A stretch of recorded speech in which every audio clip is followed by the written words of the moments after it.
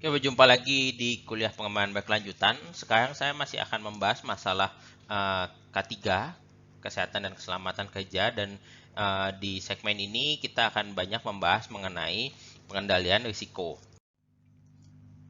Risiko didefinisikan sebagai potensi kerugian. Di sini ada potensi kerugian yang bisa diakibatkan apabila terdapat kontak dengan suatu bahaya. Jadi misalnya kita kita luka gitu, luka bakar, patah tulang, kram, asbestosis dan seterusnya itu sebenarnya muncul ada kerugian akibat kontak dengan suatu bahaya. Itu, dan kalau kita lihat di sini sebenarnya ada penilaian dan kategori gitu. Jadi penilaian dan kategori ini adalah bagaimana probabilitas seseorang akan mengalami sebuah kerugian, akan mengalami potensi kerugian tertentu, dan dia dipengaruhi oleh dua hal, yaitu frekuensinya. Jadi frekuensi dia bisa melakukan kontak, karena di sini ada aspek kontak di dalamnya, dan keparahan apabila terjadi kontak gitu. Jadi di sini akan dengan hubungan antara frekuensi dan keparahan ini kita bisa menilai akan ada kategori-kategori di mana kategori tersebut menentukan tindakan seperti apa yang perlu dilakukan. Jadi kalau misalnya kita lihat frekuensi, dia berubah dari sangat jarang sampai ke jarang, ke sangat sering gitu. Sementara kalau dari keparahan, dia dari sangat ringan menjadi sampai ke sangat berat. Dan kalau misalnya dilihat di sini, dia adalah hubungan antara frekuensi dan keparahan. Misalnya kalau misalnya ada potensi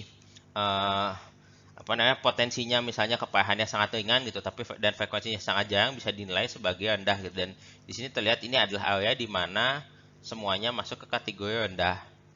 Untuk rendah itu biasanya diatur mengenai aturan-aturannya. Jadi ada aturan agar kemungkinan terjadinya semakin kecil gitu. Misalnya dibuat supaya frekuensinya semakin jarang atau karena potensinya sangat rendah.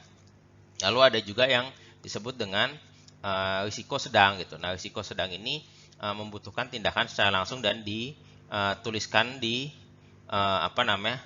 di warna kuning nih. Jadi biasanya kalau sedang ini dari sisi keparahan biasanya bisa jadi sampai berat gitu, tapi probabilitasnya akan tergantung dengan probabilitasnya. Jadi misalnya kalau di kasus ini dia keparahannya berat gitu, tapi kalau probabilitasnya sangat rendah, bisa jadi risikonya sedang.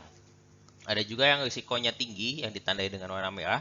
Ini perlu perencanaan pengendalian gitu. Jadi kalau misalnya kita membuat risk assessment itu terutama dilakukan pada area-area di mana dia tinggi sampai ekstrim gitu. Kalau sedang, kita teruskan risikonya risk assessmentnya seperti apa, tapi tindakannya mungkin tidak terlalu sehati-hati kalau misalnya tingkat keparahannya tinggi atau ekstrim. Nah, kalau ekstrim kondisinya berarti dia risikonya sangat berat dan potensi terjadinya sering, maka perlu adanya manajemen atas itu. Karena untuk yang ekstrim ini perlu perubahan dari sisi manajemen tentang perilaku, tentang bagaimana dia melakukan pekerjaan tersebut gitu. Apabila kita misalnya apakah bisa dibuat frekuensinya menjadi semakin rendah, atau misalnya kita coba buat supaya keparahannya semakin ringan dengan misalnya menggunakan APD. Nah, kalau dilihat sebenarnya pengendalian risiko pengendalian risiko ini ada hierarkinya. Jadi pada dasarnya adalah ada yang uh, kita melihat dari atas nih gitu. Semakin atas ini sebenarnya paling paling andal nih gitu. Jadi kalau misalnya dilihat ini paling andal, dan kalau dilihat dari sisi perlindungan sebenarnya perlindungannya paling bagus dari sisi yang paling atas gitu. Jadi perlindungan terhadap pekerjaannya paling bagus di paling atas. Untuk keandalan yang paling bagus sebenarnya adalah kita eliminasi bahayanya. Misalnya kalau misalnya ada pekerjaan yang harus dilakukan di tempat tinggi gitu, nah kita hilangkan, tidak boleh mengerjakan di tempat tinggi, harus dikerjakan di bawah, itu berarti bahayanya dieliminasi.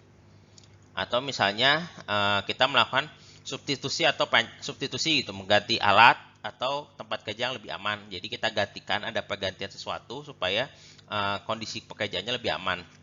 Dan kita juga bisa dari sisi perancangan gitu. Jadi kita merancang supaya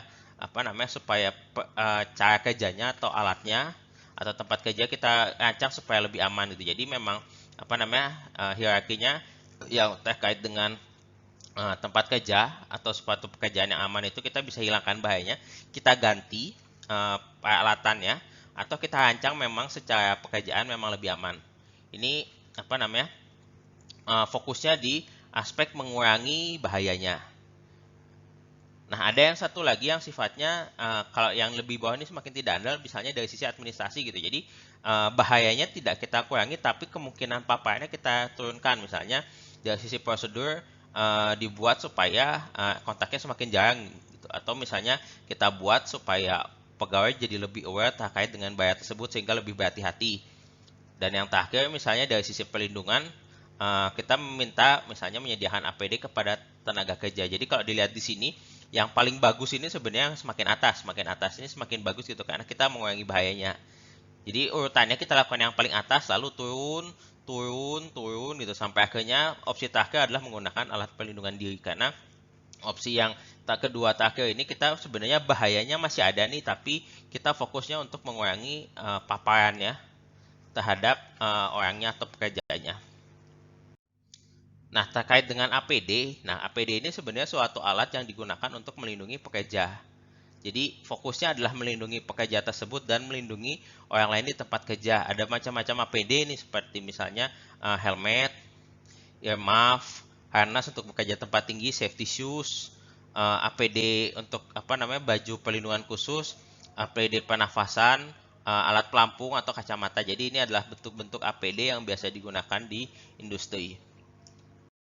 Itu tadi materi terkait dengan pengendalian risiko. Nanti kita bertemu lagi di segmen selanjutnya. Terima kasih.